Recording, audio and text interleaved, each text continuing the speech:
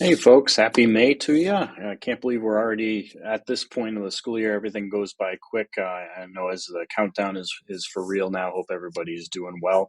I'm going to dive into some helpful tips for this month. Some of these are going to be reminders.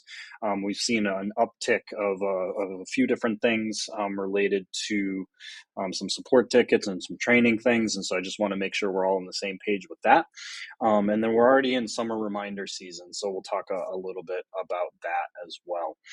So the first big reminder is just related to spam and phishing emails.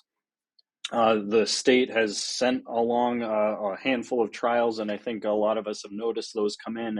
And as a whole, I think we're doing a good job of identifying when emails come in that are nefarious in nature, or at least don't appear to be legitimate.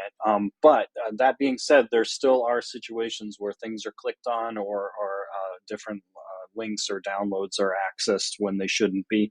And so I just want to have a friendly reminder out there on what to look for when these things come in.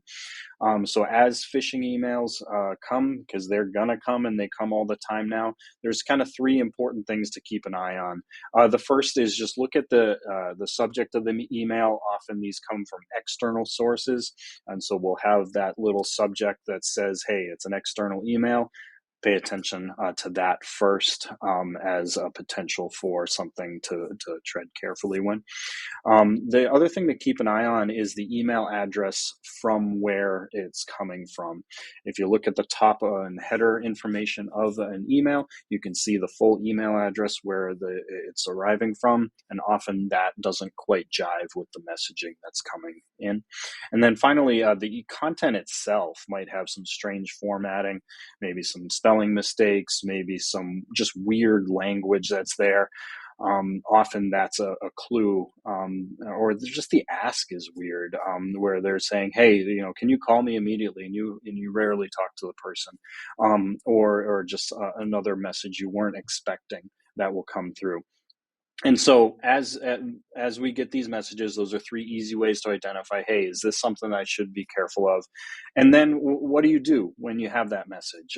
If you feel like it might be something legitimate to respond to, don't reply to the email. Don't click a link within the email. Contact the person directly through another means. Give them a call, talk to them in person, send them a direct email separately, and just say, hey, is this something that is important? So you can just kind of trust but verify that way.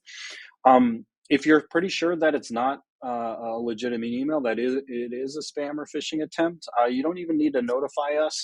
You can if you'd like to via support ticket, but just mark it as spam, and then we get reports of that on our own. You can mark it as spam right in Gmail and delete it and disregard, and you're good from there. If you feel like that it's a pretty good, quote unquote, good phishing attempt, tell your colleagues about it. Just say, hey, this was a tricky one. Be on the lookout for it, just to kind of keep our community safe for all these things. And of course, if you're never not sure, about, you've kind of covered your bases here and you're not sure, you can certainly submit a support ticket and ask us. But more often than not, those top three things are what to look for to make sure things are good from there. All righty, let's get into summer reminders. So yeah, like I said, summer's coming, and we're kind of feeling the pinch of the end of the school year. And so two main things that I wanted to review with us is, one is what to do with your assigned device as a staff member, and the second thing is related to your passwords. So the first thing, in terms of your assigned device, you do have the option to bring it home with you. Assuming you're continuing your career at Haverhill Public Schools, you can keep it with you over the summer. Should you not want to keep it with you over the summer, you have the ability to place a support ticket with us, and let us know that your intention is to leave the device with us over the summer. Please do not leave it in your classroom or in a closet, or without notifying us. We have a protocol in place that if you do want to leave it over the summer, just place a support ticket and we'll work with you with those details. You'll effectively leave it at your main office the last day of school. We'll collect it and then have it ready for you come the start of the new school year. One side note for that, just please be sure that all your all your files rather, are backed up to Google, or stored in Google. They're not on your desktop, not in downloads or any of these other places. Because as we hold things over the summer, sometimes updates happen, refreshes with the software and things like that, and we don't want you to lose any of your documentation. If it's on Google, you're protected. So yes, if you do not want to take your device with you over the summer, please submit a support ticket and let us know, and we will coordinate with you the drop-off and pickup time. The second is related to your passwords. As you know, we change our passwords on a frequent basis here, and there is the possibility that your password could expire over the summer months if you haven't had to change it recently. So what you can do is get ahead of that game. So rather than waiting for your password to expire over the summer, sometime over the next few weeks or in the month of June, go right into your class link, go right into your settings, and go right into the recovery section, and then you can change your password from there. That'll get you ahead of the game. And remember, just always do that in district. Change your password right away, restart everything right away.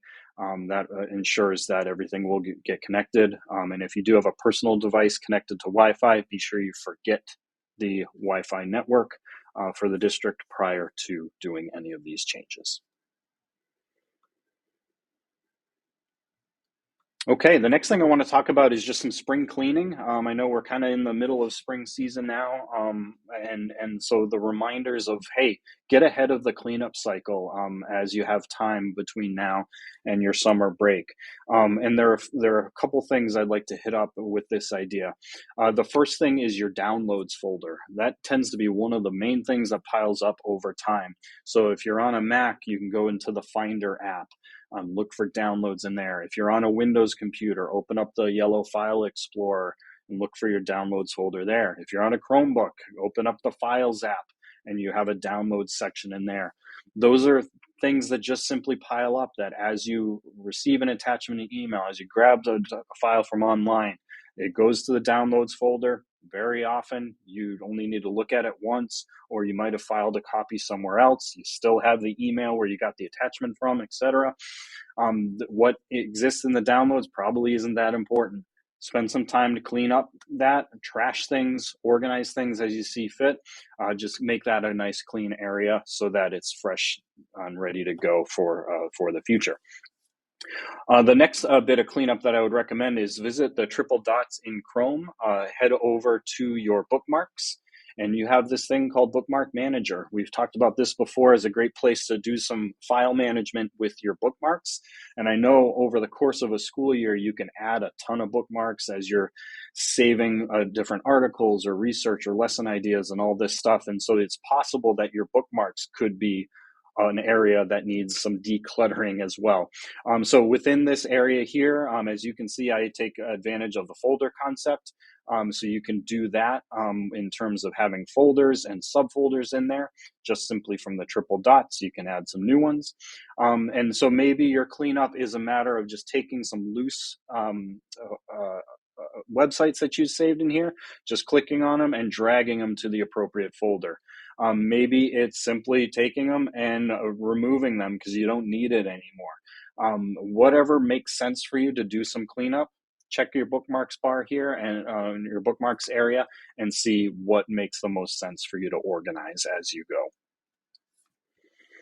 go. Two other Google related things from a cleanup standpoint. Obviously, your drive can be something that piles up over time. We talk a lot in our training sessions about some file management, having like a 10 inbox style rule for our files and folders as well.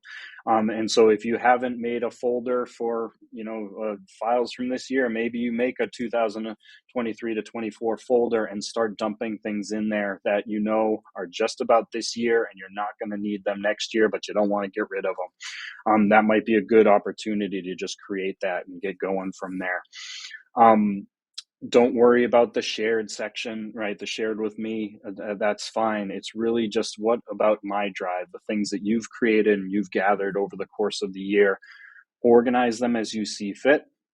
create folders and put things into them, and then you're good to go from there. And just remember that you can select multiple things at a time. If you hold down Shift on the keyboard, select a bunch at once, and then take advantage of these action items. Just from a triple dot to organize, you can move these things all at once and take a whole section of things and get going from there. So spend some time organizing that drive so it's not just this big endless thing come the end of the school year and into next year. And of course, if you need help kind of figuring out a strategy or manipulating lists and trying to organize all this stuff, we'd be more than happy to help you with that in a training session. And then the other thing I always like to mention is just some email management. If you're in your email system, obviously email can get a lot. Again, on our side of things, we recommend living in this 10 inbox rule as a general rule of thumb, as a strategy to kind of manage the email here. But of course, things happen and things pile, and sometimes you just got hundreds or yes, even thousands of emails that are just cluttering up your inbox. And there is a bit of a sanity question with it, right? Sometimes just the idea of looking through so much is a lot to process. And so it can be helpful just to kind of clear that up a little bit. Make use of these labels or folders, as Gmail calls, the concept is, and just slide a bunch of stuff over. And they give us a nice little filter option up here that we can do some batch processing in here. And so let's just say, for example, you want to focus on all the emails that are within a last year that you haven't looked at all. And so we can come in here and do something as simple as, hey, let's look at anything from August 1st of 2022 within a year of that. So if I search that, you'll notice what it does is it simply looks at anything after 8/1/2021 and anything before the 2023 in that same date range. And so it gives us this chunk of time that we can take action on. And so I can click this checkbox here, and at first it's only going to grab 50 of the first that are in this list. But I can click the select all conversations that match this. So even if it's on multiple pages here, I can grab all that, and then I can organize it into a label all at once. Whether I make a new one or I add to an existing one here, I can apply that label to a bunch of these things, and then it'll slide it out of that inbox and then put it in a more of a recognizable grouping from there.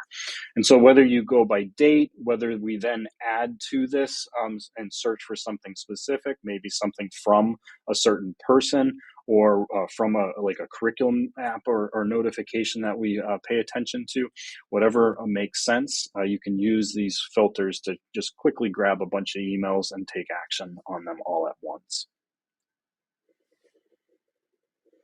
And then the last thing I wanted to share, aside from spring cleaning, Google announced a little update recently that's coming soon. And it might seem like a simple thing, but I think it'll help us from a productivity standpoint, where they're actually updating keyboard shortcuts to allow us to use the letters on our keyboard to quickly jump to different things in a list.